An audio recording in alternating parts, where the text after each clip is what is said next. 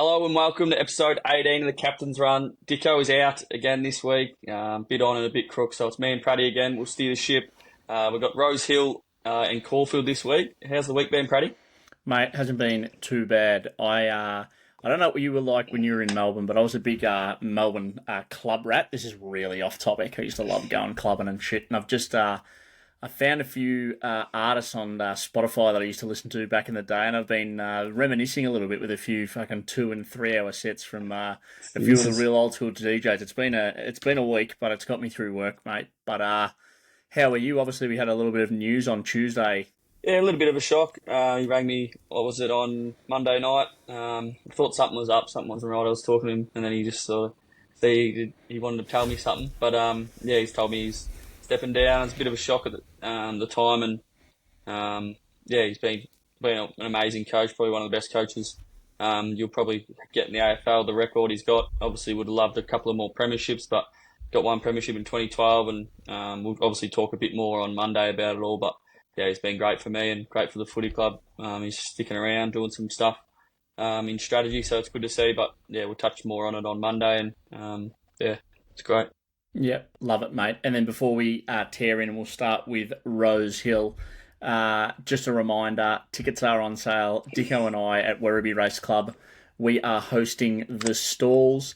It's $135. It's a 5-hour drinks package, 3-hour food package. Dicko and I will interview some participants, and Dicko will have done the form for Werribee Cup Day. Paps said he was going to chime in and do a little bit of Hawkesbury form as well, and we'll be betting up. So come down, get involved in the Punters Club. What should be a ripping day out on course. They're still predicting it might be like 25, 26 degrees on that Sunday, so it'll be perfect weather to be drinking a few cold cans and enjoying Werribee Race Club and Werribee Cup Day. So get your tickets now. The link will be in the show notes. Righto, Paps, let's fire into it. We're at Rosehill this week, mate. I actually haven't checked. What's the rail doing at Rosehill this week, and how do you expect the track to play? There's a fair bit of rain around. Sort of hasn't really hit Sydney just yet. Sort of a little bit earlier, but I think there's more going to come tonight around 8 o'clock and stuff. So, and then more tomorrow, and then more on race day. So I'll be expecting a heavy, or at least heavy 8 to heavy 10. I'm not sure, but I'd be very surprised if it's not, especially if there's rain on race day. But rather than the true, you don't want to be too far back at Rosehill. Sort of any time, especially in the shoot races, very short, sharp corner there in the shoot races. Circuit races, pretty similar. Don't want to be too far back. But yeah, it's obviously pretty hard sort of to nail a few, but I've got one in race 4, number 11, Drift Net. I think it maps really well. It's going to be in the 1-1 or the fence. It's got good SP, handles are heavy, Nash to Berry. Not really much of a switch there, but sort of laid down the straight last start. Gets it third up here. I think it's ready for 1400 and has strong SPs to go with that. So yeah, I'm happy to be with number 11 Drift Net, mate. Yeah, that's at around the $5, and we're recording at 5 p.m. on Thursday, the 28th of November, so prices are correct as of then. Any knock the fave? That's number 9, Redbreast, for Tim Clark on for Gay and Adrian. Yeah, it's going to lead Redbreast, but it's had one start in the heavy and went no good at all. Obviously over raced a bit, was keen there, but the steward said failed to handle going, so maybe even they scratched, but you also got to trust the stable. Might have just been an off day, but it's only had the one start at Sunny Coast in the heavy last start actually, and then it's gone for a spell and trialled okay. So I'd be against the 9, but obviously still a chance. But I couldn't back it at $5. Yep, beautiful, mate. So for punters out there, that's the Precise Air Handicap 1400. Race 4, number 11, Drift Net is Paps's play. And then you wanted to have a little bit of a look at the Starlight Stakes, which is race 7, 3-year-old listed race over the 1100. We've got Front Page, top of the market, $4.60. Jetabeel, $5.50. Pirelli, $5.50. Our Kobe Sun, $6.50. Contemporary, $7.50. The Joe Pride Runner in flight, $10, and longer the rest. Where did you want to look at here, mate? Yeah, it's a bit of a tough one. Sort of, if we're going to have another race that I've sort of done, I'm still working through the meeting a bit. But race 7, there's He's going to get back, and it's 1,100 metres, so I'll sort of wait and see what the track's doing. If they are making ground, you could probably have a little nibble on number 10, Pirelli, or however you want to say it. Yep. We'll be back inside. Was $6.40 against Jeddah last start, not suited. It's had a trial in between.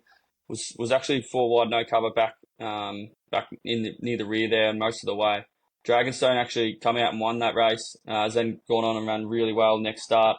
2 weekends ago, was it last weekend even? Last weekend at Kembla. Last weekend at Kembla on speed. So see how the track's playing. Parade handles the heavy.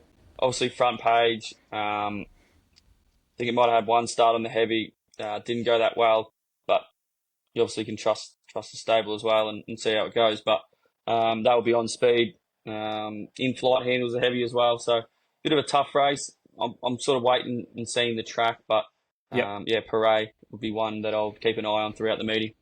Yep. I think that's the key with that much rain predicted on race day. This thing could be completely bottomless by the time that they're about to run this race. So there's a chance that some of those horses up on speed to the inside might have chopped some of the track out.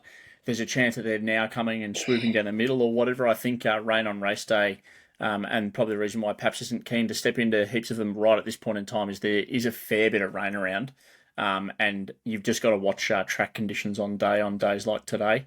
Sounds like he's pretty keen in the fourth, so you can have an early play there. But yeah, maybe just watch for race 7 and make sure that they can make ground. But if they are running on, that is race 7, number 10, Pirelli, however you want to say it, for Godolphin with Zach Lloyd aboard. Nice, mate. Caulfield, you've got a couple for Dicko or just the one for Dicko. What's the weather doing down Melbourne? Yeah, a little bit of rain around, is there? Yeah, weird as. So yesterday we're recording on Thursday. On Wednesday, there was probably more rain than expected that I got. I'm out near the airport. But Caulfield today's only come up a soft 6, and I think they've upgraded to a soft 5 today. So they may not have copped as much rain as we thought. But I think Saturday, the Bomb doing bomb things. I think they've gone with 3 to 30 mil on Saturday. So who knows what's going to happen there. Which is, again, why Dicko's done a little bit of the work early. He wasn't too overly keen to be stepping into too many right now. So I've had a bit of a deeper look and found one that I think could handle all conditions. But yeah, it's one of those days, again, where if there's rain on race day, and you've heard Dicko speak about Caulfield before, the track doesn't really handle it on race day. Like, the track could be playing a number of different ways. So if you're going to play, I'd probably play half now and then keep that other half up your sleeve, because there's a chance this horse is going to be probably in the coffin on the rail. We've gone to race 9 we're talking about, which is the Kevin Heffernan Stakes over 1,400.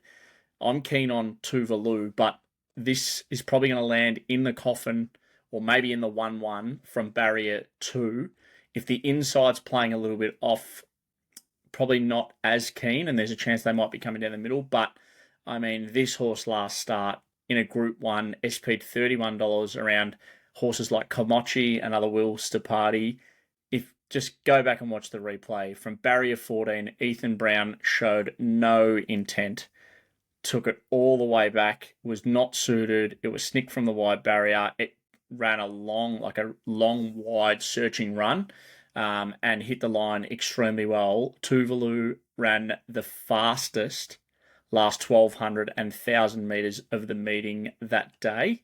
And this just looks like a complete setup job. It's gone outside to inside barrier, sticks at 1,400. It's got some pretty solid SPs through its career. We're talking $4.80 versus Bustler. We're talking $2.70 Prowess, Antino, Just Folk. We're talking a $7 SP against Alligator Blood. These are proper horses. So, happy to play at the $2.50.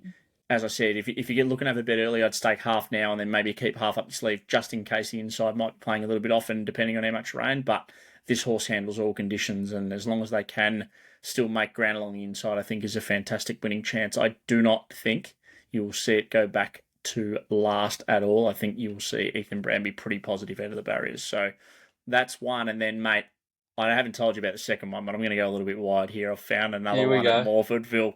Just Oh, wanted here to we see go. your reaction from the little Here we pre go. podcast meeting. Is it gonna make the track this week or what? Yeah, I hope so. I want to have a little bit of a two-bet play. So it's in the first at Morphettville Parks. Horse number 10, Press Express.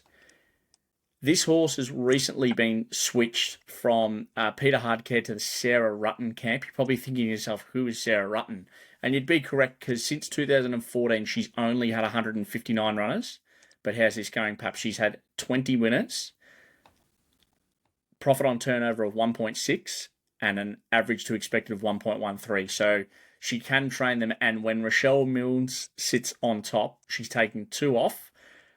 They have a 26.6% pot and go at 1.24 average to expected. So she's flushing them out of the ballpark at the moment, Rochelle Mills. I think you see this horse land up on speed. It has a beautiful SP and got nutted on the line, or didn't get nutted on the line, lost by a length to a horse called Narlingmia. I can't say that horse's name, but its Press Express has run the third fastest last 200 of the day and was punching the wind on a day where you really didn't want to be exposed to the wind wide. All horses that won that day had cover, and they were from a long way back in the field and had cover the whole way around. This horse was punching the breeze. It SP'd, it was $2.20 and was firm at $2.20 that day. We're now getting over $3 for this horse. I think it's a bet.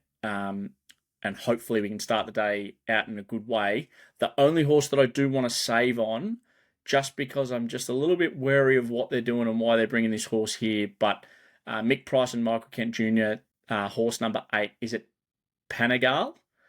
Yep. It had a crack down the straight first up. It was a day where you needed to be midfield to outside fence, and they went back down to the inside.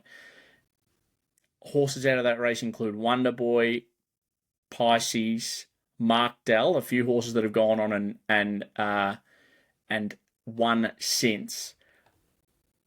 I want to put it in because they've gone blinkers again, and they've put I don't know how to say her first name, but Noons on top, and she's currently going at 17%. I just wonder why, out of all the options that we have in Victoria, that they're sending it across the border. So I don't want to lose if that horse is winning. But yeah, I'm keen on Press Express. Laying up is going to the Stokes Yard for the first time and having its first run, but Kayla Crowther from Barrier 11, you can just completely leave me out of that. I think the horse has ability, but I've just got no idea where it gets up on with the map, and I think both of the horses that we're going to back will land forward. I think Press Express will find the rail and lead, and I think Panagal will sit outside lead. So happy to play there at $3.10, and hopefully we can get our day off to a cracker, mate. Nice, mate. Out wide for the punters, which we love to see. You have to. Yeah, bloody oath. Anything else we need to touch on? Nah, I don't know about you, but just the lack of cricket this week is doing my lid in. I know it's probably good for the boys getting some time off, but you just got that taste of summer, although we didn't perform well in Perth. And geez, I don't know about you, but I'd be loving if the cricket was starting again this week. Yeah, bloody oath. When is it? It's usually only a few days break, but it's sort of a longer spell this time, isn't it? Yep, so it's the 6th of December, perhaps it's next Friday. So on next week's Captain's Run, we'll ensure that we have some plays for you for the day-night test in Adelaide, Australia versus India. We've got to bounce back. We've got to respond. So, yeah, we've got a couple of live bets. I think Marsh hit a couple of sixes in the last game, so at least we're on the board there. You're pretty keen of Trav Head on this ground, aren't you? Just the fact that it's smaller boundaries, usually a really good deck. I suppose the faster Boomer bowls it in, hopefully the faster it leaves and exits the Adelaide Oval. So, yeah. Yeah, Boomer has obviously taken a fair few wickets. I think we had him 24 plus and Cummins 24 correct. plus, who needs to lift a bit, but no doubt they will. 100%, mate. But does that do us for the episode 18 of the Captain's Run? I think it does, mate.